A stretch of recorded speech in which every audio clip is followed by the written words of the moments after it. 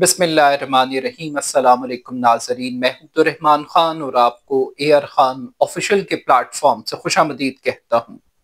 नाज़रीन, 27वीं आईनी तरमीम का मास्टर माइंड कौन है? इस तरमीम के जरिए किस किस को फिक्स किया जाएगा? इस तरमीम को मंजूर करवाने के लिए डेडलाइंस क्यों मुकर्रर कर दी गई हैं?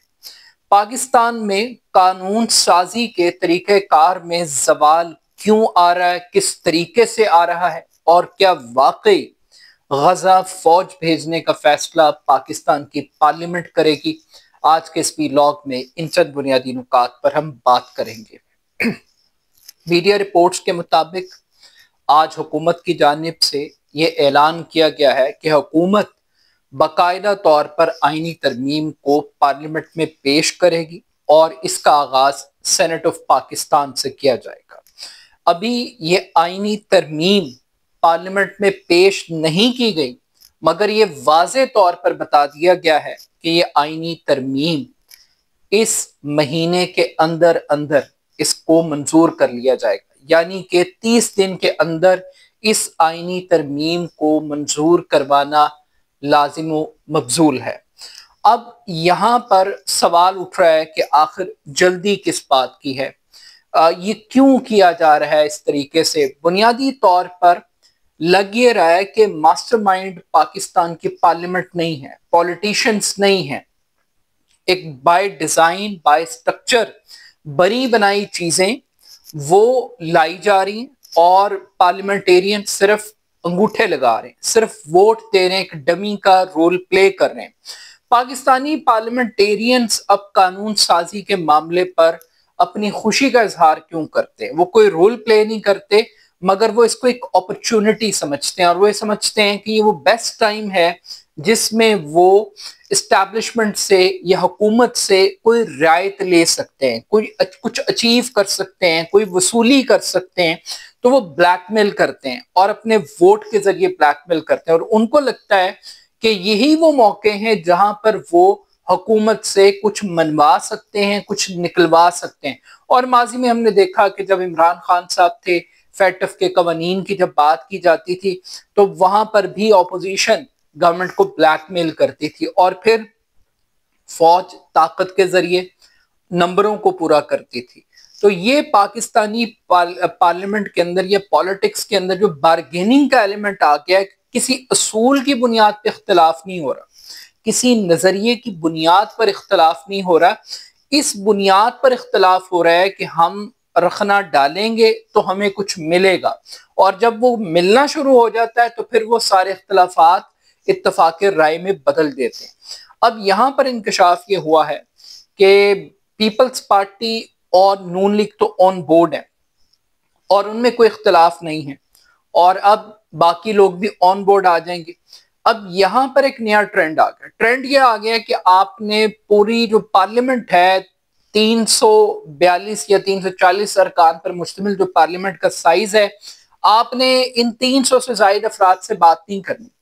आपने एक नवाज शरीफ से डील करनी, आपने एक जरदारी से डील करनी है, आपने एक इमरान खान से डील करनी है, आपने एक एमकेएम को कॉल मिलानी, यानी आपने एक एक पर्सन से बात करनी है और आपका काम पूरा मुकम्मल हो जाएगा और ये आईनी तरमीम पास कर लेंगे। लेकिन ये जो आईनी तरमीम पास कराने का तरीका कार है, इसमें सवाल क्यों आ रहा है? मैं एक एग्जांपल देता हूँ। आज थोड़ी सी जो हमारी गुफ्तगू है वो हिस्टोरिकल बैकग्राउंड से स्टार्ट लेते हैं। जब 18वीं आईनी तरमीम मंजूर की गई तो उस आईनी तरमीम को मंजूर करवाने के लिए 10 माह का अरसा लगा। रजा रब्बानी साहब की सरबराही में कमेटी कायम की गई। इस कमेटी ने 77 दिन 77 डेज लगातार इजलास मुनक्किद किया, और ये जो 10 माह का अरसा है ये 295 दिन बनते हैं, यानी एक साल में 365 दिन, और इन 365 दिनों में 295 दिन कार्रवाई हुई, पार्लिमानी कमेटी में गौर खोज हुआ। और पार्लिमानी कमेटी का साइज क्या था? 26 अरकान इस पार्लिमानी कमेटी का हिस्सा थे। 10 महीने की डिबेट डिस्कशन के बाद एक आईनी तरमीम आई और 2009 में इस आईनी कमेटी ने अपना काम शुरू किया। 2010 के अंदर इसने अपना काम कंप्लीट किया और कंसेंसस के साथ पार्लियामेंट के अंदर 18वीं आईनी तरमीम मंजूर कर ली गई।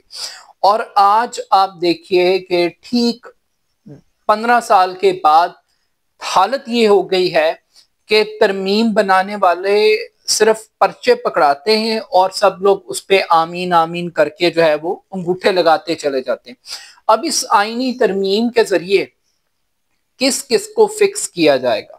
सबसे पहले जिस चीज को फिक्स किया जाएगा वो पाकिस्तान की नाफरमान जुडिशरी है, वो नाफरमान जजेस हैं जो पाकिस्तान की इस्टेब्लिशमेंट को चैलेंज करते हैं, इस्टेब्लिशमेंट की जो हरकतें हैं उनमें रुकावटें रखना डालने की कोशिश करते हैं। तो ये जितने नाफरमान गुस्ताख हैं पाकिस्तान की जुडिशरी के अंदर, स्पेशली जो इस्लामाबाद हाई कोर्ट के 6 जजेस हैं, इन 6 जजेस को हटाना, इनको निशाने इबरत बनाना, ये इस्टेब्लिशमेंट की एक बड़ी पुरानी ख्वाहिश है और इस ख्वाहिश को वो मुख्तलिफ तरीकों से पूरा करने की कोशिश कर रहे हैं, लेकिन अभी तक उनको तस्कीन नहीं मिली, उनका दिल ठंडा नहीं हुआ। तो अब ये प्लान किया गया है कि जो अपॉइंटमेंट का तरीक़ेकार है, जिसके बारे में अब टीवी चैनल्स पर बहुत ज्यादा बात की जा रही है कि आप किसी भी जज को किसी भी वक्त किसी भी जगह ट्रांसफर कर सकते हैं। यानी कल को यही बड़े फैसले करने वाले जजेस, क्योंकि इस्लामाबाद एक बड़ा इंपॉर्टेंट स्टेशन है और इस्लामाबाद में जो मुकदमात आते हैं उनकी नेचर बड़ी ख़ास किस्म की है। तो आप सोचिए कि अगर इन तमाम तर जजेस को, मोहसिन अख्तर कियानी को, बाबर सत्तार को और जस्टिस जहांगीरी को और इन तमाम लोगों को अगर कोयटा मुंतकिल कर दिया जाए, बलूचिस्तान हाई कोर्ट मुंतकिल कर दिया जाए या खैबर पख्तूनख्वा ट्रांसफर कर दिया जाए, तो सोचिए कि इनकी हालतें क्या होंगी। ऑलरेडी अभी जो चीफ जस्टिस को इख्तियारात दे दिए गए हैं, जिस तरीके से रोस्टर्स बनाए जाते हैं, वैसे ही पाकिस्तान की अदलिया के अंदर जितने भी जो सो कॉल्ड, जिनको तस्वुर किया जाता है हुकूमत की तरफ से कि बड़े नाफरमान जजेस हैं, उनको वैसे डमी बना दिया गया।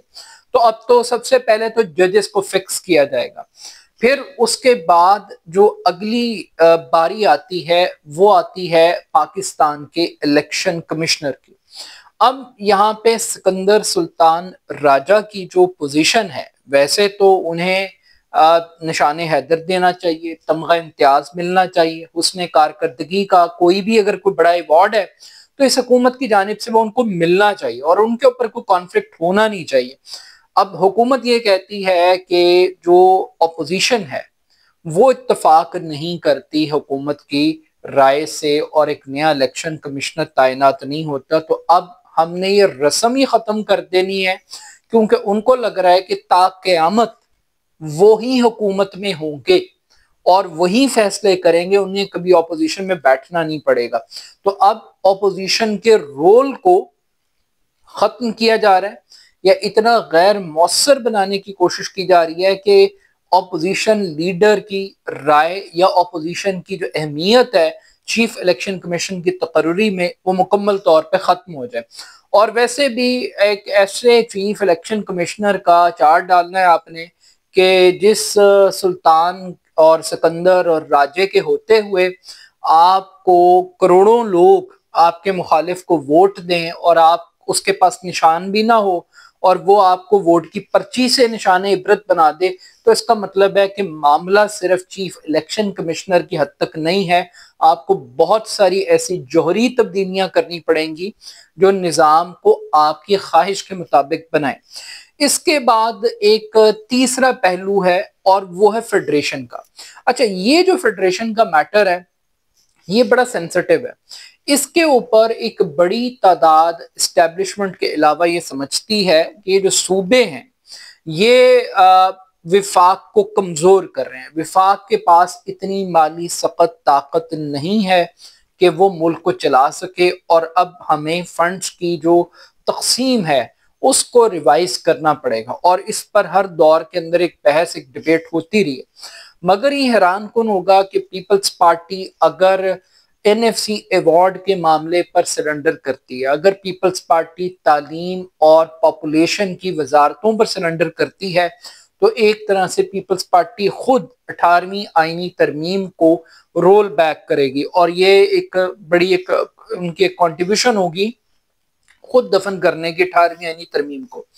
मगर उससे भी एक अहम मैटर ये है कि पाकिस्तान फौज का जो स्ट्रक्चर है उसके अंदर क्या तब्दीली आती है। मगर मिसाल के तौर पर अगर आप कानूनी तौर पर एक एजाजी ओहदे को एक आईनी और कानूनी ओहदे में कन्वर्ट कर रहे हैं, आर्मी चीफ को आप फील्ड मार्शल कानूनी तौर पर डिक्लेयर कर रहे हैं, तो फिर एक आर्मी चीफ भी अपॉइंट करना पड़ेगा। फिर आर्मी चीफ कौन होगा? और फिर अगर फील्ड मार्शल ने आर्मी चीफ के ओहदे को भी संभालना है तो उसके लिए भी एक आईनी जरूरत और रिक्वायरमेंट आपको इख्तियार करनी पड़ेगी। तो आप पूरी पाकिस्तान की फौज का स्ट्रक्चर उसकी हाई कमांड का हिलाने के लिए जा रहे हैं। उसके असरात मुस्तकबिल में इदारे के अंदर भी होंगे। इदारे के अंदर भी एक बेचैनी और बेकरारी हो सकती है कि यार ये क्या ड्रामेबाजी है कि मतलब एक ही आदमी 10-10 साल ओहदों पर बैठकर चला जाता है और बहुत सारे कॉम्पिटेंट ऑफिसर्स को मौका नहीं मिलता क्योंकि चेन ऑफ कमांड आगे चल ही नहीं पाती। तो ये एक नुक्ता नजर है। कुछ लोग समझते हैं कि फौज का जो सिस्टम है वो एक डिसिप्लिन का है, वहां सवाल करने का हक नहीं है। जो फैसला होता है वो चेन ऑफ कमांड का होता है और उसको सब लोग एक्सेप्ट करते हैं और किसी का गुजाती इंटरेस्ट है तो वो मैटर नहीं करता, मैटर ही करता है कि चेन ऑफ कमांड क्या चाहती है। अब इस पूरे प्रोसेस के दौरान के जब ये बता दिया गया है कि नवंबर के इसी महीने के अंदर इस तरमीम ने पास होना, यानी कि अच्छे बच्चों को इस सबक और लेसन दे दिया गया कि जो करना है 30 दिनों में करना है। जो पार्लियामेंट में नाटक करना है, ड्रामा करना है, कमेटी बनानी है, फोटो सेशन करना है, प्रेस कॉन्फ्रेंसेस करनी है, जितना आप गरमा सकते हैं आप गरमाएंगे, लेकिन काम आप उसी पुरानी तनख्वाह के ऊपर करेंगे। उस तनख्वाह के अंदर कोई तब्दीली वाकई नहीं होगी और आपको 30 दिन में काम करके लाना है। अब ये भी पाकिस्तानी जमहूरियत का एक हुस्न है कि यहाँ पर डिफेंस पॉलिसी पाकिस्तान की फौज ने बनानी है, फॉरेन पॉलिसी पाकिस्तान की सिक्योरिटी इस्टेब्लिशमेंट ने डिजाइन करनी है, इकोनॉमिक पॉलिसीज पाकिस्तान की सिक्योरिटी इस्टेब्लिशमेंट ने डिजाइन करनी है। पाकिस्तान के अंदर जो एग्रीकल्चर है, जो ग्रीन इनिशिएटिव के नाम पे जो ड्रामे और नाटक हैं, वो भी सारे इस्टेब्लिशमेंट ने करने। तो अब यहाँ पर प्राइम मिनिस्टर ने प्राइम मिनिस्टर का काम नहीं करना, सदर ने सदर का काम नहीं करना। एक ही बच्चा है जो पूरे घर के काम कर रहा है, सदर का भी कर रहा है, वजीर आजम का भी कर रहा है, पार्लियामेंट का भी कर रहा है। तो एक बेहतर है कि एक आदमी कोई प्रॉपर तरीके से रख लें कि वो फिर अच्छा। ये भी कमाल है कि काम एक आदमी करता है, खराब करे सही करे, लेकिन मलबा जो है अगर अचीवमेंट है तो वो बड़े साहब की है और अगर नाकामी है तो सिस्टम की है, पार्लियामेंट की और बाकी लोगों की। तो एक डमी फ्रॉड सिस्टम है इस मुल्क के अंदर। आर्किटेक्ट कहीं और बैठे हैं, मास्टरमाइंड कहीं और बैठे हैं, डिजाइन बनाने वाले एग्जीक्यूट करने वाले कहीं और हैं और वो सिर्फ पपेट्स की तरह इनको हिला रहे हैं और ये लिप सर्विस कर रहे हैं आके टीवी टॉक शोज पे। इन बेचारों को खुद को कुछ नहीं पता कि ये तरमीम है क्या, इसका असर क्या है, इसका इम्पैक्ट क्या होगा। लेकिन इसके साथ साथ इनको इज्जत भी बहुत दी जाती है। अभी आज जो अखबारात उठाए तो उसमें टॉप स्टोरी के तौर पे फिक्रा लिखा हुआ था कि गजा फौज भेजने का फैसला पाकिस्तान की पार्लियामेंट करेगी। वो पार्लियामेंट जो आइन साजी का हक नहीं रखती, वो पार्लियामेंट जिसको ट्विटर से पता लगता है, अखबारात से पता लगता है कि ये तरमीम आ गई है, आ रही है, इस तरमीम में ये कुछ है, वो बेचारी पार्लियामेंट फैसला करेगी। उस पार्लियामेंट को तो खुद को अपने बारे में नहीं पता कि उन्होंने क्या, उनका फैसला कौन करता है और कैसे करता है, उनको कौन कितने में बेचता है और किस कीमत पर बेचता है, उन बेचारों को तो ये नहीं पता। वो फैसला करेंगे जो अपने आईनी रोल का फैसला खुद नहीं कर सकते, वो गजा फौज भेजने का फैसला कैसे करेंगे। बहरहाल टोपी ड्रामे के तौर पर पार्लियामेंट में गजा फौज भेजने के मामले पर भी बहस करवा दी जाएगी ताकि आपको ये यकीन रहे कि इस मुल्क में एक जमहूरी पार्लियामेंट भी एग्जिस्ट करती है।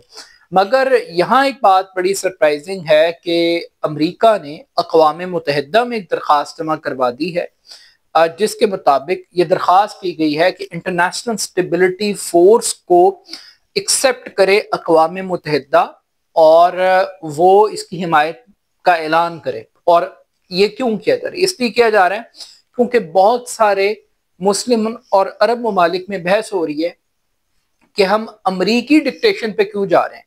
हमें जाना है तो हम अक़वाम मुत्तहिदा के प्लेटफॉर्म के जरिए जाएं, लेकिन जो करारदाद है वो बड़ी सेंसिटिव है और उसको पब्लिकली डिस्कस होना चाहिए कि उसमें वाज़े तौर पर लिखा है कि आप जो भी इंटरनेशनल फोर्स बना रहे हैं वो आप हमास के खिलाफ बना रहे हैं, हमास से लड़ने के लिए बना रहे हैं। इसराइल का तहफ़्फ़ुज़ है और हमास के खिलाफ एक जंग है, और आप पुलिसिंग के लिए बुला रहे हैं, इन्फोर्समेंट के लिए आप उनको बुला रहे हैं, आप पीस कीपिंग मिशन के तौर पर नहीं बुला रहे। But still at the end of the day ये पाकिस्तान है और ये पाकिस्तान की पार्लियामेंट है, यहाँ पे कुछ भी हो सकता है। लेकिन प्रॉब्लम एक ही है कि सारे फसाद की जड़ एक शख्स है जो डियाला जेल में बैठा है, जिसको मैनेज करने के लिए जुडिशरी को फिक्स करना पड़ रहा है, जिसको मैनेज करने के लिए इलेक्शन कमीशन को फिक्स करना पड़ रहा है, और जो पाकिस्तान का इकोनॉमिक सिस्टम जिस तरीके से डेवलप हो गया है उसको ठीक करने के लिए भी आपको 18वीं आईनी तरमीम की ट्यूनिंग करनी पड़ी। देखते हैं कि आने वाले दिनों में क्या होता है। अपना फीडबैक मुझे जरूर दीजिएगा। मेरे YouTube channel AR Khan official को जरूर सब्सक्राइब कीजिएगा। बहुत शुक्रिया। अल्लाह हाफिज।